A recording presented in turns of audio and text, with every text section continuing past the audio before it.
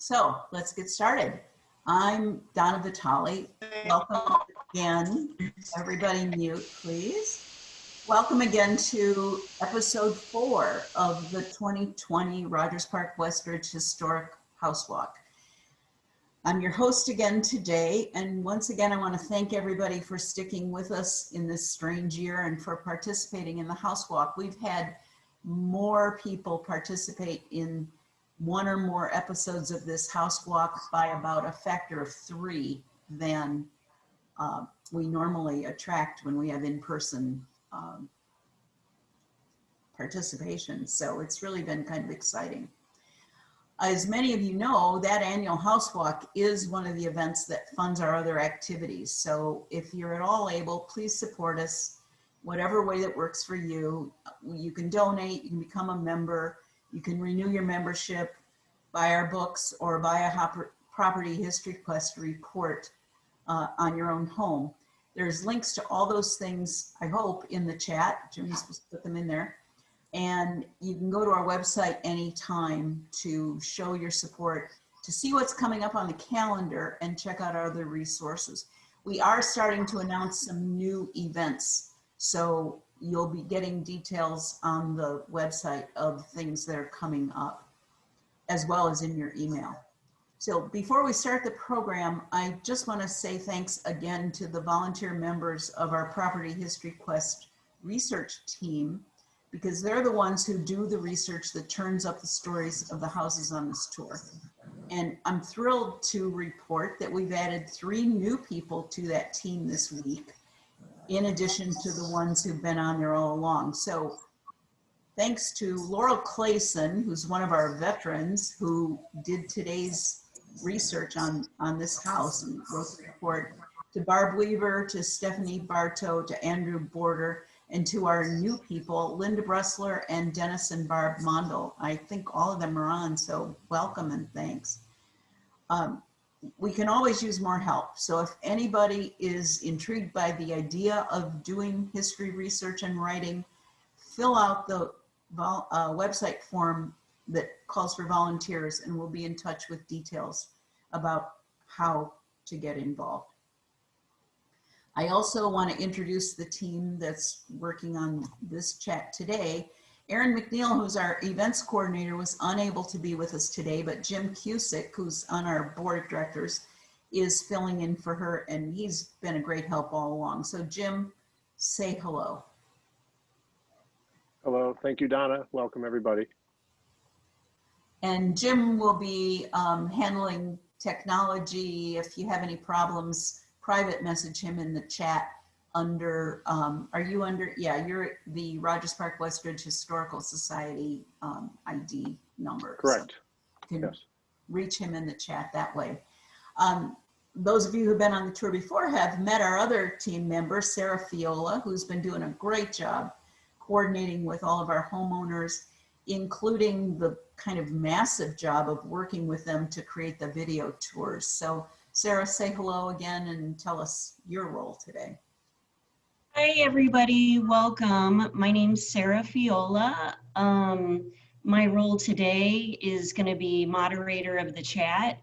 Donna's going to go through the presentation. She's not going to pause for questions, but if you have a question about the presentation or for her or for the homeowner, put it in the chat and we'll get to it after we see the video. So that's all I have to say. Thank you. Okay, thanks, Sarah.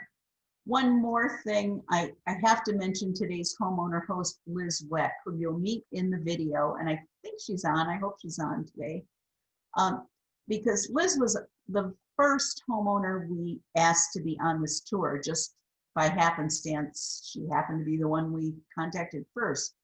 We were still debating at the time whether we could really pull this whole thing off. She was so enthusiastic about saying yes to join this project that it gave us the confidence to go ahead. So I want to thank Liz for that, for inspiring us, and also for sharing your home with us today. Really valuable push for us to go through and deal with doing this project. So I'm going to share my screen again and go through the presentation. Let me see, I think this is the one I want to share. Yeah, here we are. Let's start with where we are. If you saw episode 2 of our tour, you may remember that I talked about the Seymour family land in Rogers Park. And this is another property that was on that land, but at the very north end. The Seymour property went from Toohey all the way down to Devon and from Ashland to Glenwood. So this was right in the northern tier of that land. This part, the northern half, was included in the original Rogers Park subdivision that was created by the Rogers Park Building and Land Company in 1872 to take advantage of the building boom that happened after the Chicago fire destroyed so many houses in Chicago, only the anniversary being this week of that fire. After the fire, the idea of going north to get away from the destruction of the city was pretty appealing, and Rogers Park was kind of a brand new, uncharted territory, an appealing new suburb, and that's when development really started in this area. The names of the partners in the Rogers Park Land Company are very familiar to us because they all named streets after themselves. There was Mr. Pratt, Mr. Farwell, Mr. Morse, Mr. Lunt, Mr. Estes, and Luther Greenleaf, who is the namesake of the street we're on today. The development in their subdivision actually started way over here at the edge of the map, west of Clark Street, between Clark and Ridge. And it took almost a quarter of a century, or actually more than a quarter of a century, for development to reach our block, which is the 1400 block of Greenleaf, half a mile east of Clark Street. We have a fire insurance map from 1894 that shows absolutely nothing on this block, no construction whatsoever. But by 1905, there were 3 houses. Our house, right here, is mute, and 2 others. Just for orientation on this 1905 map, Perry Street is now called Greenview, so that's this street, and Southport is now called Glenwood, so that's this street, and you can see Glenwood is also where the CTAL line goes by. And on Greenleaf, 1400 block, nothing there. This corner, at the corner now of what's known as Greenleaf and Greenview, is the Rogers Park Presbyterian Church, but it wasn't built until 1912. Across the street, nothing was built until the 1920s, and now there are some large apartment buildings that date from that time. So at the time that this house was built, there was nothing around. It was one of the very first structures on the block.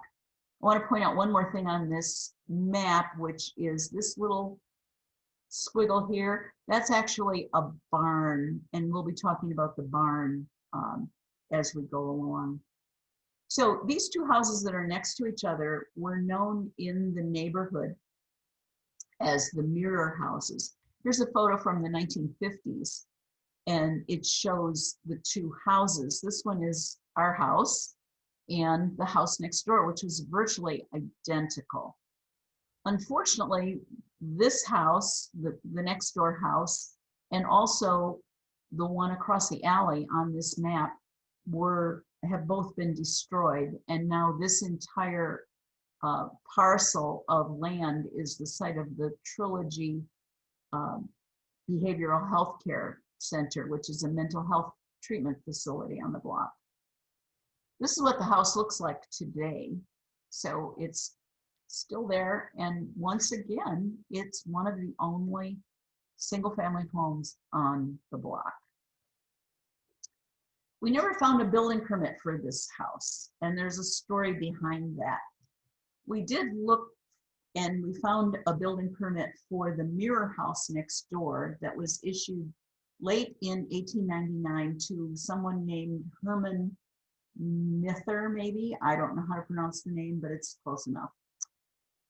The architect for that building was listed as Russell B. Powell, and we looked him up, and he was an established architect in Chicago who had other buildings around at the time. By the time of the 1900 census in April, the Nether family was already living in this house. So we know it was built right around the turn of the century, between the November when the permit was issued and April when the census was taken.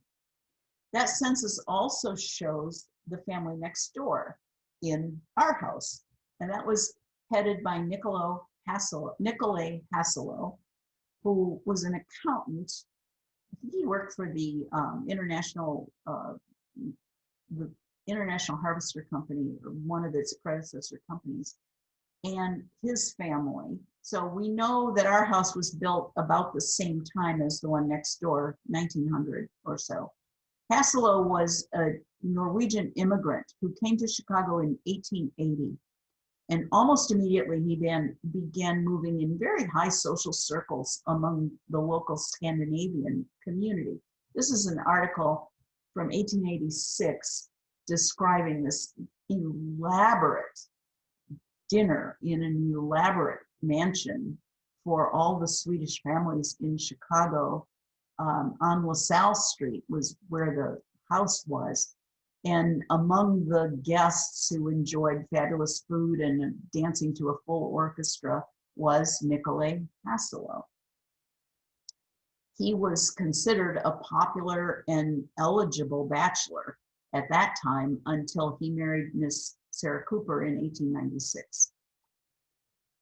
In our searching for a building permit, we ran across a very gossipy story from 1900 in a magazine called The Brick Builder, which was a trade publication for builders and the construction industry. And this is an excerpt of the page from that magazine. You can't read it online, but I wanted to show it because of all the illustrations are drawings of medallions that builders would place on the front of their buildings as decoration, and they're all attributed to which building they came off of.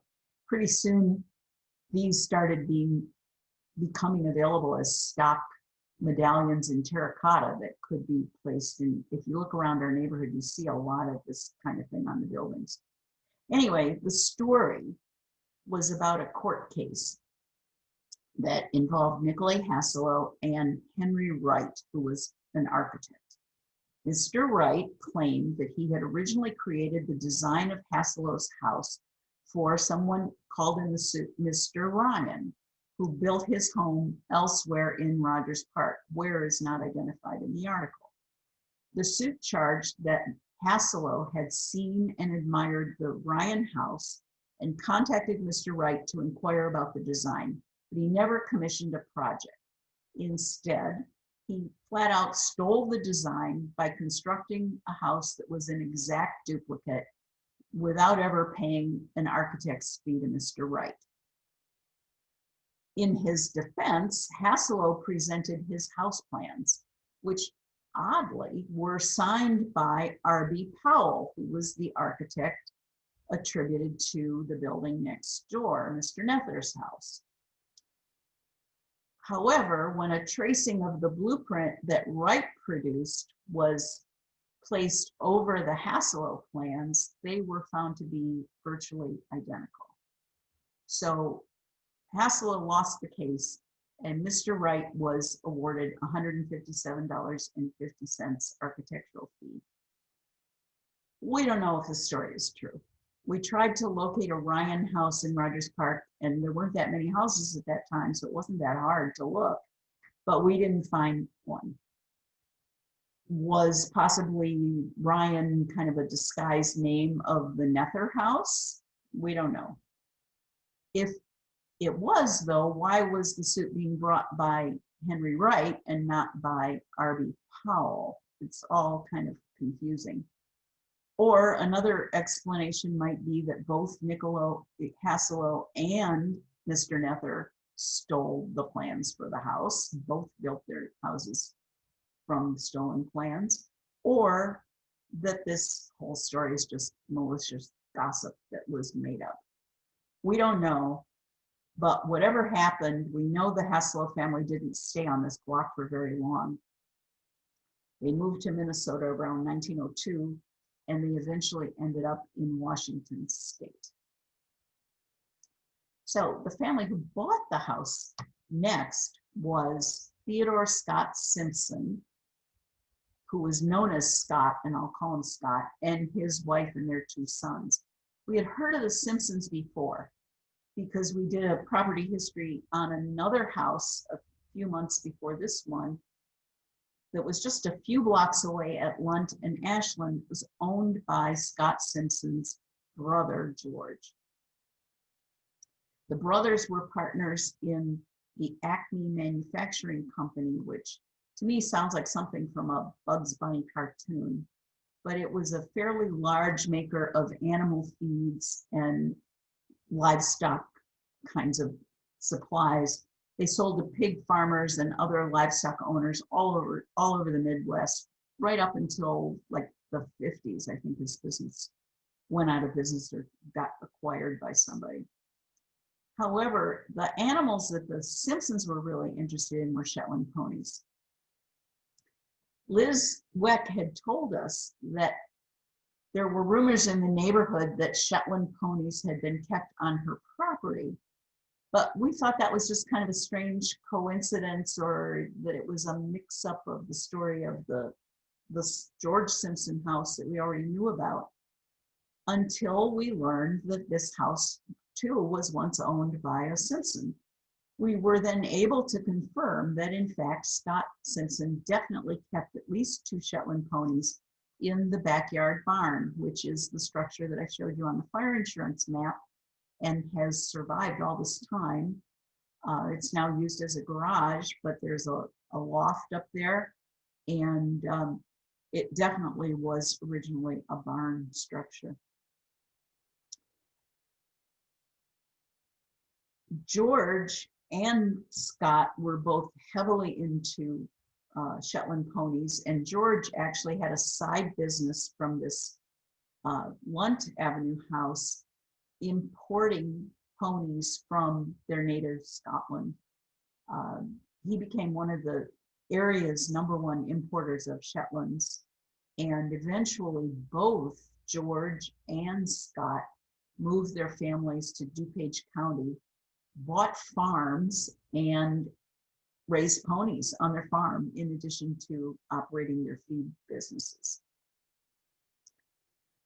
While Scott Simpson still lived in the neighborhood, however, his 2 sons, who were named Earl and Teddy, as well as George Simpson's son, their cousin, were in horse shows a lot, and they frequently won ribbons, I suppose because they had their pick of the best horses out of the flocks that, flock's the right word, the herds that George was importing from Scotland.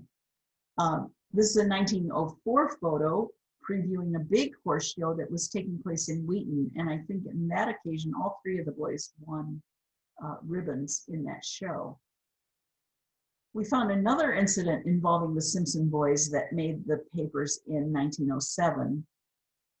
Teddy, who was 11 by then, I think he's the younger one,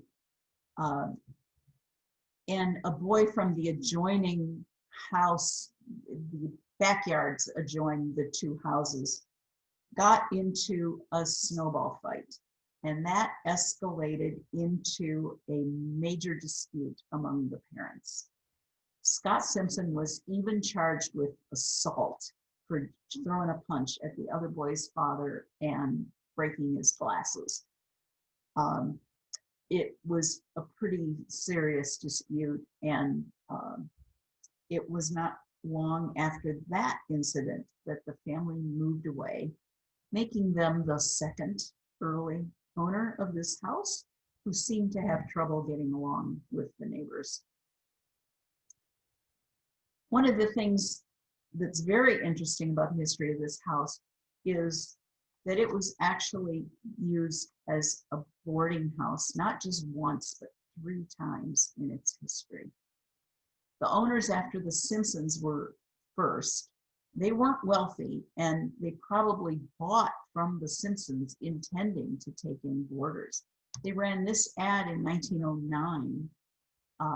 It says the old address on Greenleaf: exclusive home on North Shore, large, newly furnished front room, excellent board, and a phone number where they could be reached. This ad must have been successful because in the 1910 census, just a few months later, it shows that the owners of the house, Louis and Helen Burtis, their teenage son, 8 boarders, and 2 live-in servants were all living in this house. That's quite a houseful, even though this house has, I think, 5 or 6 bedrooms. It's large, but that was a lot of people. Unfortunately, right after the census in 1910 in the summer, Louis and 3 of his boarders went for a swim at the beach down Greenleaf, just 2 blocks away. And might have been a day like today where it's pretty outside, but there were whitecaps on the lake because they got in serious trouble, dangerous currents, and 1 drowned. Another one of the boarders almost perished trying to rescue the one that had drowned, and he eventually had to give up. It was one of only 6 of not just only one of 6 drownings that day. This tragedy must have affected the new boarding house. It just had to have had an effect. And it may also have contributed to the breakup of the Burtis marriage, because we know they divorced and sold the home a few years later. The second time the house was a boarding house began in 1929 under a woman named Rebecca Johnson, who was a widow with 3 children, although one of them had already married and left her household. In 1930, the census shows that Rebecca and her 2 daughters, Cecilia and Dorothy, who were both school teachers, and 2 boarders were living in the house. So it was a little less crowded than the last boarding house. And then shortly after the census was taken, Cecilia married and left this home.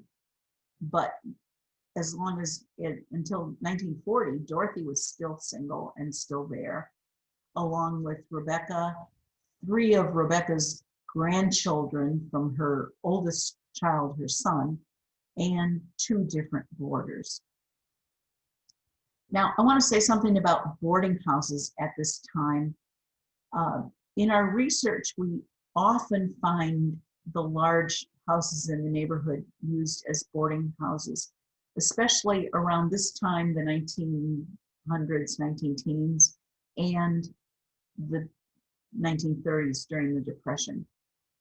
In those days, boarders were usually middle-class professional people. They were often unmarried, but not always. We sometimes see couples, and sometimes even couples with small children, who are listed as lodgers or boarders in a non-relative's household. Sometimes they were students. You may be familiar with Lang House, which is on Sheridan Road, a beautiful bed and breakfast in our neighborhood, that in the Depression, the Lang family was taking in students from Mundelein College as boarders in that house. The boarders in this house were pretty typical. The young man who drowned in 1910 was a 23-year-old magazine writer, and his housemates were all salesmen of various kinds. Some of them were traveling salesmen, and some of them, it sounds like, were more locally based. Rebecca Johnson's boarders included an 83-year-old widow in 1940 and a woman who was a private secretary. And in 1930, there were 2 electrical engineers living there. One of them was named Byron Minium, and he worked for the Stuart Warner Company, which made radios. And they even ran this ad touting the invention of some breakthrough technology in radio sound that he invented while he lived in this house, radio being a brand new kind of field of technology and of communications at that time. The third time the house had boarders was in the 1940s and 50s, and these were more extended family and friends of the owners, who were Jacob and Lucille Whitaker. The Whitakers were Quakers from Indiana, and others from their family, from their hometown, or from their Quaker meeting in Chicago. They had two. They were in Chicago for a while, and then they were in Evanston Quaker meeting. And we found that those boarders were all had some kind of association like that to them. They included Lucille's brother and his wife. His name was Lloyd Hollett, and they lived there for several years. He worked at Elmhurst College for a time as the director of admissions, and he worked for the American Field Service, running the Chicago branch of the International Student Exchange Program that they had going in the 50s. So boarders are kind of an interesting aspect of the history of our neighborhood. In between the two stages of the boarding house, this is most of the 1920s, the house was occupied by George and Bessie McClellan. And actually, Bessie's unmarried sister lived there with them, so maybe even she could be considered a boarder. George worked for most of his career for the Underwood Typewriter Company, and he came to Chicago in about 1914 to manage the Chicago sales office. In this period, the typewriter business was booming, and Underwood was the market leader. The sales had surged in 1900 when they introduced the first typewriter with this new kind of fan-shaped arrangement of the keys, which is familiar to us in the typewriters we've seen, but was a totally innovative design change that came in 1900. The innovation made it possible to type very fast without jamming the keys. And soon the Underwood factory was turning out typewriters at a rate of about one a minute, all the way through the 1920s. While the McClellans lived on Greenleaf, they were active in the new Rogers Park Presbyterian Church, which opened its first building right around the corner in 1912, as I said before. This is the old half of what is now a sort of double building structure on that corner.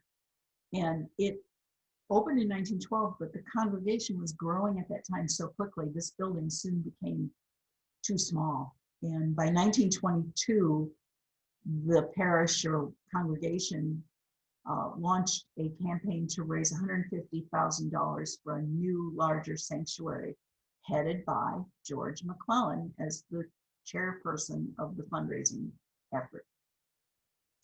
In 1925, George helped lay the cornerstone for the new building, and the new building was completed and dedicated in 1927. So this is the building that we're kind of familiar with seeing right on that corner. This is Greenleaf Avenue, and this is Greenview. And this building is the one sort of on the side that's now used as a community room. This is the sanctuary of the church. It's really quite lovely. From when the congregation participated in our open houses of worship weekend in 2018. So that brings us to the Wecks, the last family I'm going to talk about. Terry and Elizabeth Weck are the parents of our current homeowner, Liz Weck, and they bought the house in 1983, soon after this for sale ad appeared in the Tribune, and they stayed there the rest of their lives. Terry and Elizabeth raised their two daughters in this home, Liz and her sister, who now lives in Ohio. Not 100% sure, but I think Liz is the younger sister in this picture. Terry died in 2013, and when Elizabeth died in 2019, Liz and her partner took over ownership and they live there now. Liz tells us that her parents were constantly making improvements in the house all the way through her childhood. They added a gazebo in the backyard, kind of in between the house and the barn. And they did a lot of exterior restoration on the roof and the siding and all of those kinds of things. And inside, among other projects, Terry worked for years stripping paint off the oak woodwork, which you'll see in a moment in the video. It's really lovely. Liz continues to make improvements, and in fact, she's in the middle of several projects, as you'll see in the video. So I want to do a tour of Liz Weck's 120-year-old, what we're calling work in progress. She shows these pictures in the video, but she only holds them up for a couple of seconds each. So I put them up here so that you can really take a look at them. I hope they're not too distracting, but let's go ahead and start the video. Let's see, I'm trying to get that here. There we go. Hi, welcome to our home. As you can see, it's in a bit of a state of disrepair. Like any good old house, it's always sort of under construction. But this house was built in 1890. We don't have the exact date. They don't know the exact date, actually. But my parents bought the house in 1983. I grew up in this house. And then last year, my partner and I purchased, or bought my sister out, and now own the entire house. So I'm going to take you through on a little tour. To begin with, this is probably my favorite room in the house. It's our foyer, as we call it, but all of this wood, when my parents bought the house, was actually painted, and I actually have some really neat photos. This is what the house looked like when my parents purchased it, and then this is actually this wall right here, and if you can see, the woodwork's painted here. And there's this mural that was done for a wedding, and right here you can actually see it as we're stripping the walls, a hint of that old mural, which I thought was pretty cool. And here's another better angle of this portion over here of the newel post, which my dad did this painstakingly with a toothpick. And then this is probably some of my favorite detail in the house, just this beautiful wood. This is quarterstone oak. It has a lot of figure and wave in it, and it's just gorgeous. It took my dad about 20 years to strip all the wood. The apron detail too is really beautiful. And then in true home fashion, I just still paint on this wall I just painted, but these are our pocket doors. We have two sets in the house. When my parents bought the house, they were actually enclosed in the walls, and my dad found them. They were also painted, and they were completely restored. So I love these so much. They're great for hot and cold, keeping things seasonally appropriate. And then actually the detail on the original hardware is pretty beautiful there. And then our floors. These floors actually have not seen the light of day in probably about 80 years. About 6 months ago, we tore up all the carpet, and we're actually having the plaster and all the floors redone. The house also is run on its original radiators. So we have radiator heat, and they're just really gorgeous pieces of art in and of themselves. And we have them all throughout the house.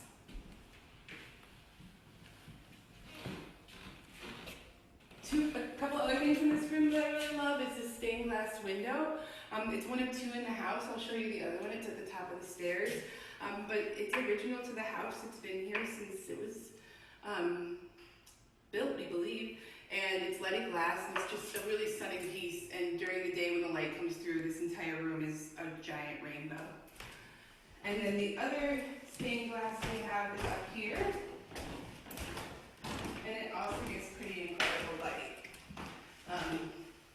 Just really beautiful touches that you sort of don't see anymore in homes. So I love these. So these are our front bay windows on the first floor.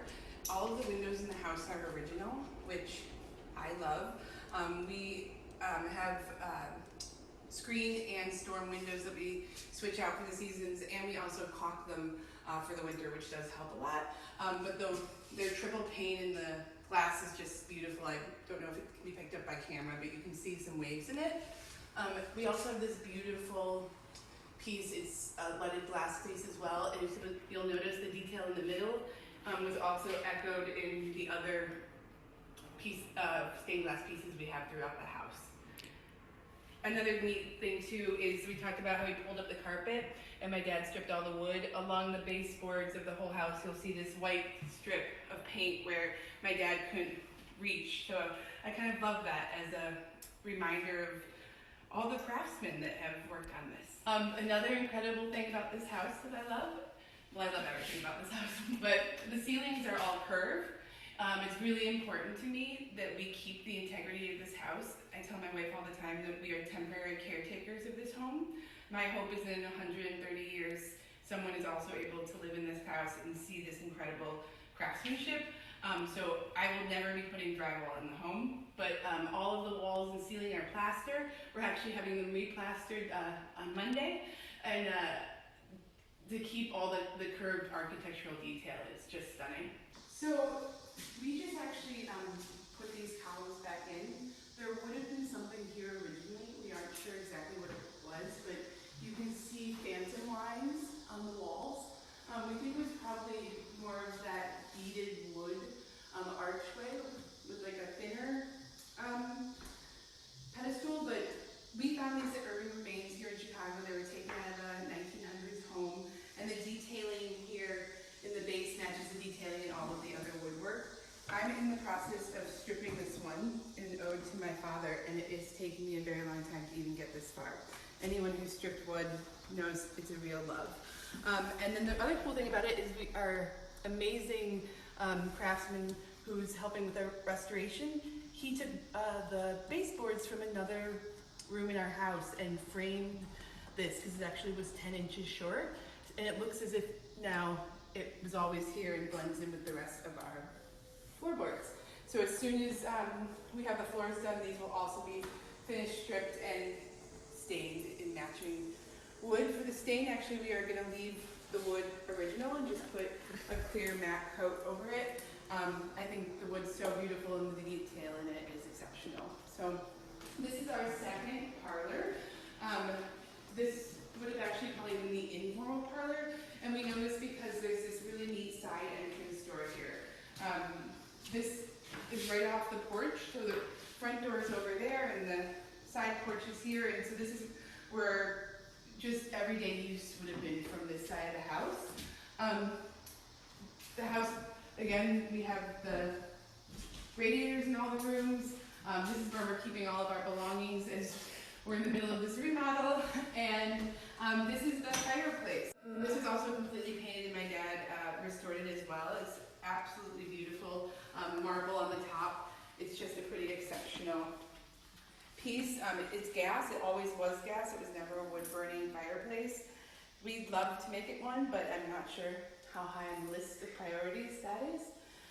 The other thing, for anyone that owns an old home can appreciate, we just got overhead lighting. And then this room where all our stuff is being stored, there's a small half bath that's right off of it, and this would have originally been the library, and there would have been gorgeous built-ins in the same wood that the stairs were in, and that same detail. My heart is broken by whoever tore that out at some time, but our goal is to restore it back to the library it once was. And then these are our second set of pocket doors, and these lead into our dining room. In all of the house, I'm sorry I didn't point it out earlier, there's a picture rail everywhere. So the picture rail isn't completely firm. We aren't sure of its ability to hold up things, but we have purchased some really gorgeous picture hangers that we will use eventually. These ceilings, again, the detail of them is so beautiful. We'll be putting back in a lot of really Victorian wallpapers, but adding sort of our fun, modern flair to it as well. So this is a chandelier that is in our dining room. We believe it was put in probably in the 1930s. It's all crystal. It's actually very dirty right now, but when it's clean, it shines like a disco ball. And this is another room we're having the plaster redone in, and I'm actually painting the ceiling black. So she's really gonna shine one day. These are our dining room floors, and my dad actually restored these many years ago. But what was neat is when he pulled off the asbestos flooring that was originally on here, he found the original servant's bell that would have been under the dining room floor. So in old houses, as folks probably know, those would be connected to bells in the servants' quarters. And so at dinner, you could just tap your foot on the bell, and someone would hear it and come. So probably one of the neatest things on our property is this barn. It was also built sometime in the 1890s. It has a hay loft, and there were actually Shetland ponies that were kept in here, and we have some of the ads from the winning horses that were kept in this barn. It also had a garage then attached to it at some point. It's not in the best of condition. I would love to restore it. The inside has all the original beadboard. It is really beautiful, but it's also seen better days. So tell us a little bit about why you love Rogers Park. Well, I'm definitely biased. I was raised here my whole life, so to me it's always been home, but part of the reason my wife and I really decided to buy this enormous house, in just the two of us, is preserving the history of it, and the fact that we're 2 blocks from the water, we're so close to Lakeshore, the train, the Metro, and the city, the neighborhood just has like a different, I think, vibe than a lot of other neighborhoods in the city. It's certainly the most diverse neighborhood, and more languages are spoken in Rogers Park than anywhere else in the world, or at least that's what someone told me once. But I love the diversity. I love that we can just walk to the beach. I love that there are so many parks in our area. I love that we are sort of like at the end of the city, but I also feel like it's a little quieter zone. And can you talk a little bit about why you think preserving the architectural history of Chicago is important?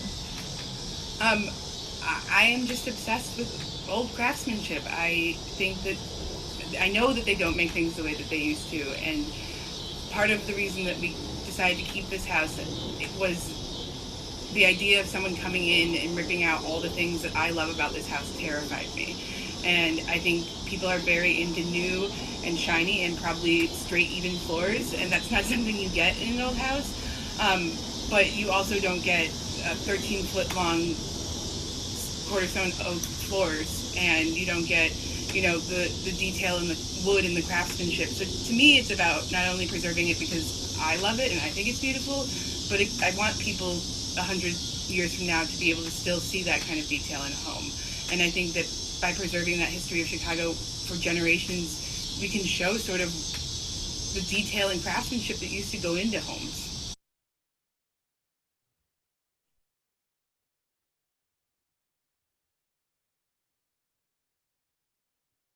Thank you so much, Liz.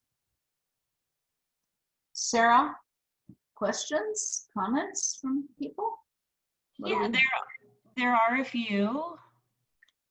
The first question is, Donna, do you know how many houses in Rogers Park are as old as this one?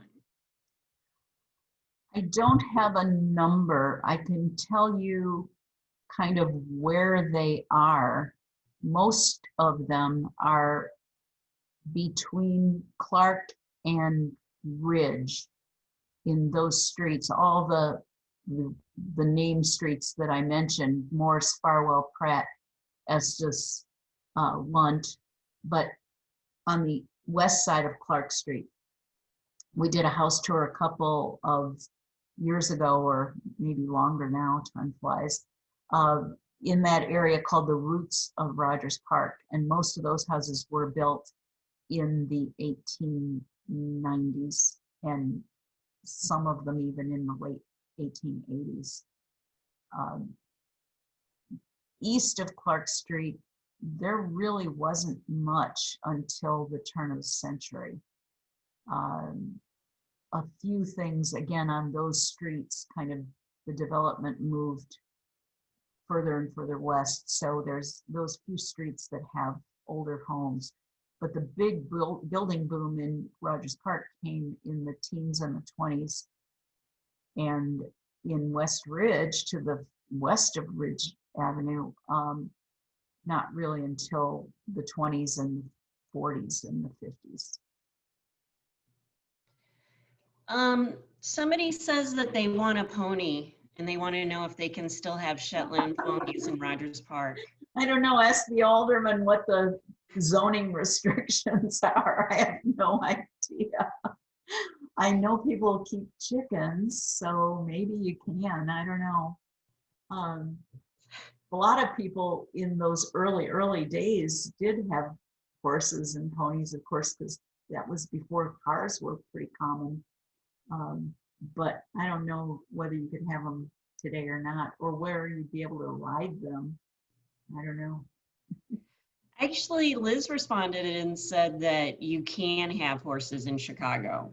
Ah, okay. Well, Liz, maybe you can finance your renovation of your barn by renting out stalls and let people have make it a stable again.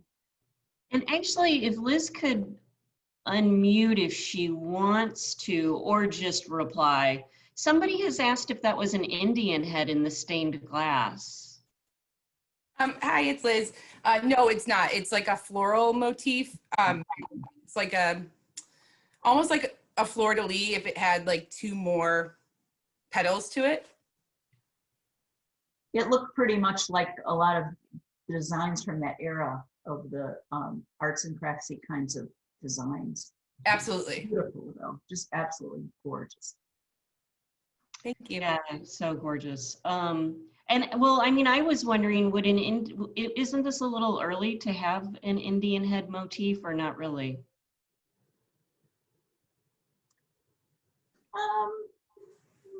Maybe not. I don't know. Okay. Somebody asked, how many square feet is the house? It's 3,600. So we didn't show you a lot of the house. There's a 3rd floor that has 3 additional bedrooms that were the boarders' quarters. And then there are 4 bedrooms on the 2nd floor. And there's only 1 full bath in the whole house. Oh my God. Which was plenty in those days, right? Yeah. With the, That's what they tell me. all right. 8 And boarders, yeah, and family members. That's 13 people lived in that house in 1910. Yeah. and a long time ago, you were probably lucky to have that 1 bathroom in the house. Well, yes. For sure. Can you tell us what era the house would have had the servants? So that's really interesting. It was built to have servants. We know there's a servant staircase. There's a bedroom at the top of the servant staircase. It's smaller than all the other ones. So we know that it was built to have it. In all of the census records that I found, as well as the Historical Society found, there isn't mention of any. And the first family that lived here, only like two or three people lived in here. So I don't know if it was built with that intent and it was never used for that, but we haven't found any evidence that there were ever servants in the home. There were actually in 1910. The Burtisses had a live-in servant and a, And a hired man that lived Yes. there, who probably had a house over the, an apartment over the barn or something. I don't know. We find servants all the way up through the 20s. It's in these bigger houses, and in most of the houses after that, in the 1940 census, you don't see as many houses with live-in servants. And some of the ones that did have live-in servants earlier ended up getting rid of the servants and taking in either their own kids or boarders instead, because the Depression forced them to, I suspect. But in the early days, it was very common. I think even the 2-flat that we saw a couple of weeks ago had servants in the household at the beginning when that house was built in 1910. You know, also that typewriter company man was probably really rich with a patent like that. Yeah, he didn't invent it. He was a sales manager, but he was pretty high up in the company, and he was well enough to do that he fit into the neighborhood nicely. The whole neighborhood was pretty wealthy in those days, in the 20s, in the teens, and beforehand. It was pretty high up on the income scale. It was not until the war and World War II and the Depression, World War II, and then the 1950s that the income in the neighborhood kind of started falling. So somebody asked about servants' quarters, but I feel like we covered that. The only thing is, Liz, I don't think you mentioned, is there like a back staircase or any? Yeah, we have a back staircase with very not up to code 90-degree angle stairs that go like this. They're really interesting. There's a lot of houses in the neighborhood that have those, and you can just imagine being a maid walking up and down those stairs 4 or 5 times every couple of hours and responding to the bell in the dining room and that kind of stuff. This was a magnificent house when it was built. It was intended to be lavish and elegant, and it clearly is. I mean, the touches that your father restored are fabulous. Somebody asked why the garage door in the barn looked really low. Any information on why it's so small? Probably because it's built on dirt. There's no foundation underneath it. So when you look at the barn, it's definitely sinking. I think they found a permit for when they built the barn, and it was in like, Donna, do you remember what year it was? Yeah. So it was like cars were like a fairly new thing. That we don't use it as a garage for cars because you have to like get out and like open the door. But it still has all of the like it has the stalls, it has the hay loft, it has like the chute down that you would throw the hay. So it has all of those things, but we've never used it for a car. Yeah, it was definitely a barn first, and then I think in the 20s they may have either added on a portion or converted part of it to a garage, but for a 1920s car, not for the kind that we have now.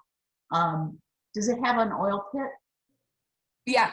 Yeah, I had a house with an oil pit too. That, for people who don't know, that's like a dug out part of the garage floor where you could stand in that, just like if you go to Jiffy Lube or something, they stand and change the oil from below the car, which is really pretty interesting. Somebody wants to know if you're planning on adding a bath, Liz. Yes, we are.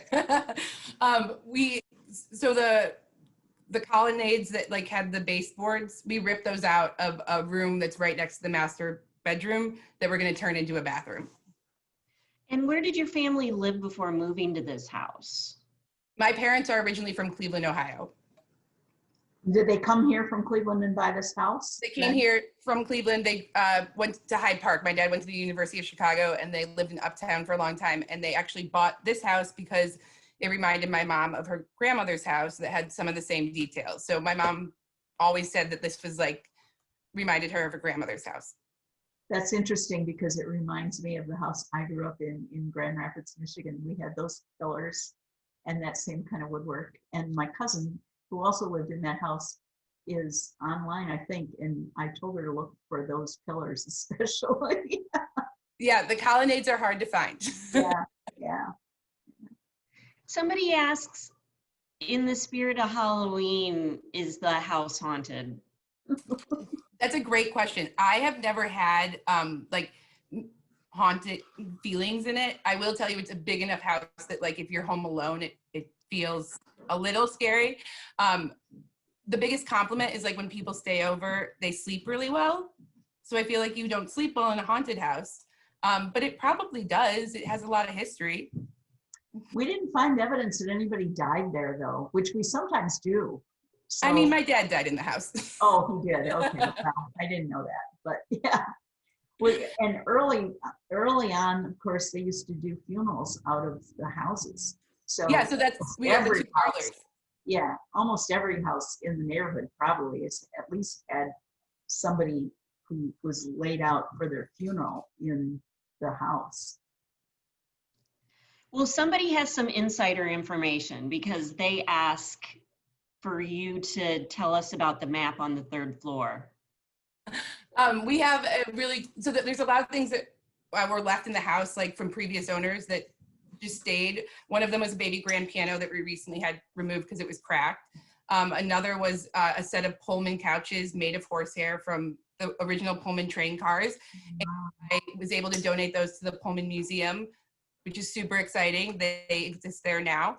And then the last one is this map that we have on the 3rd floor. It's from the 1930s. It's the old linoleum floor, but it's a map, and it has the transportation that was available at the time. So it has like a blimp on it. It has like, it doesn't have all the states on it.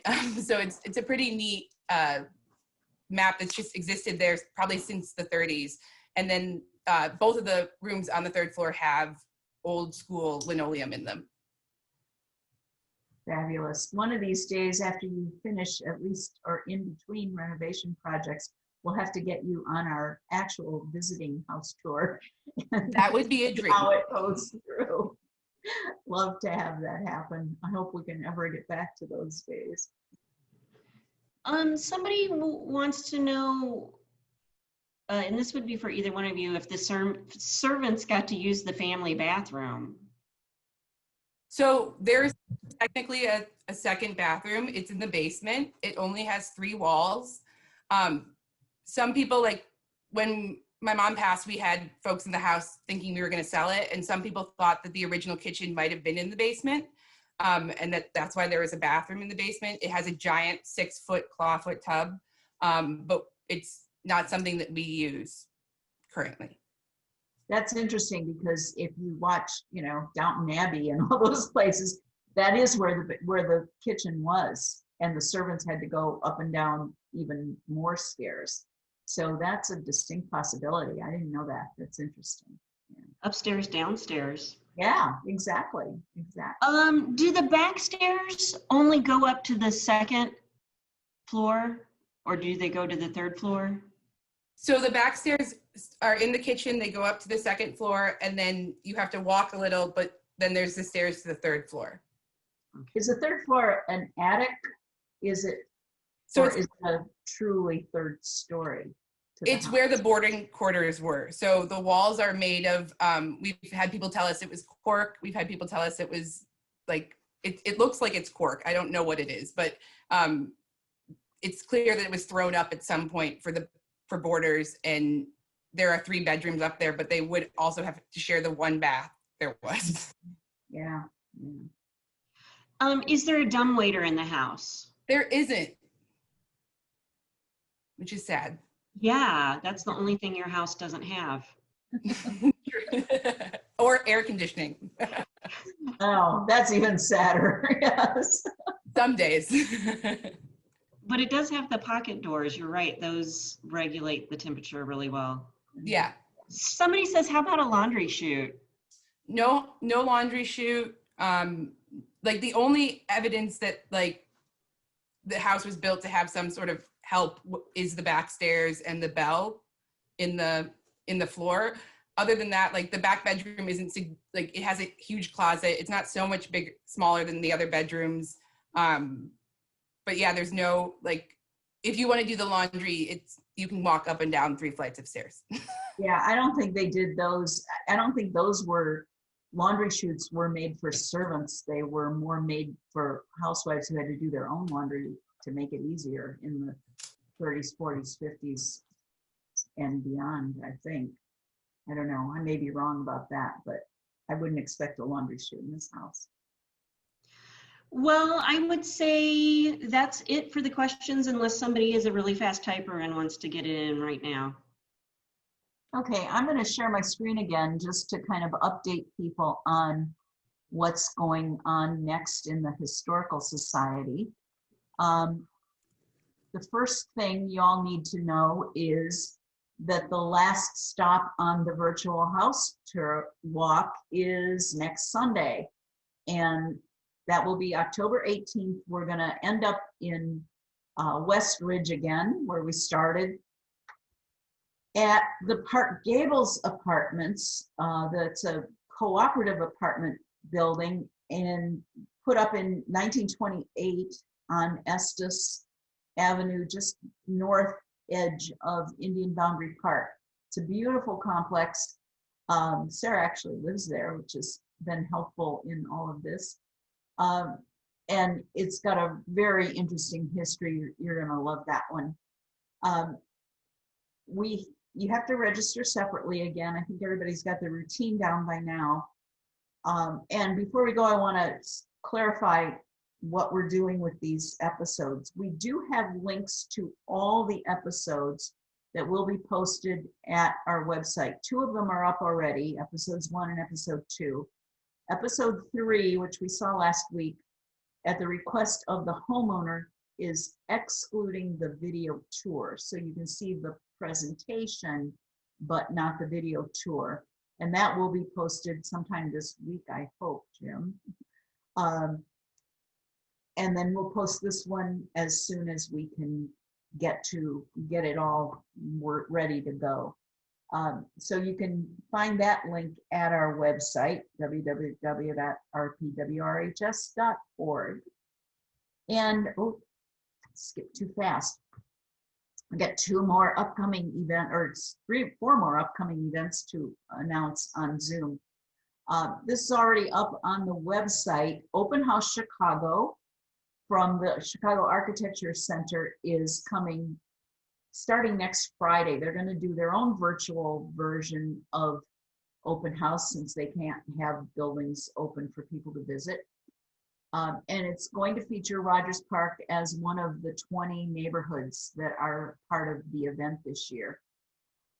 As part of that, I was asked to do a special virtual program, an online chat, on October 21st. It's at 10 a.m., which is not all that convenient for a lot of people, but it's the time they gave us.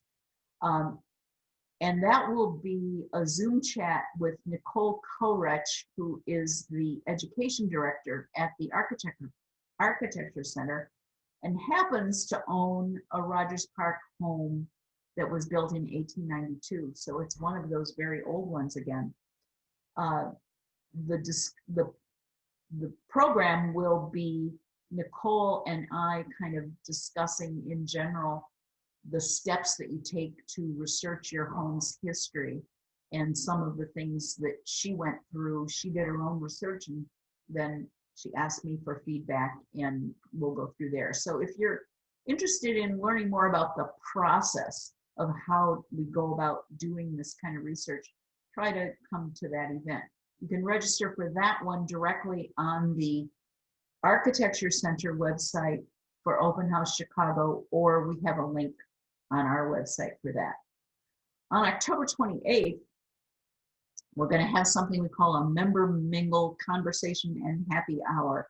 So if you're a member of the Historical Society or you've previously expressed interest in volunteering, you're going to be on the list for an invitation to this.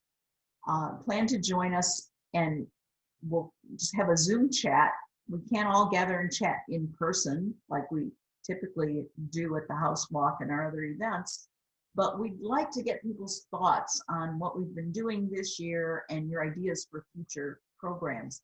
So we decided to try it in a virtual way. So pour yourself a favorite beverage, log on, and you can visit with friends, neighbors, and fans of Rogers Park West Ridge history. And if you're not a member or you have never volunteered, it's not too late to get on the action. Just go to the website and join or volunteer and you'll be on the list for an invitation. We're also resuming our Living History Speaker Series on November 17th at 7 p.m. It's a Wednesday as well, I believe.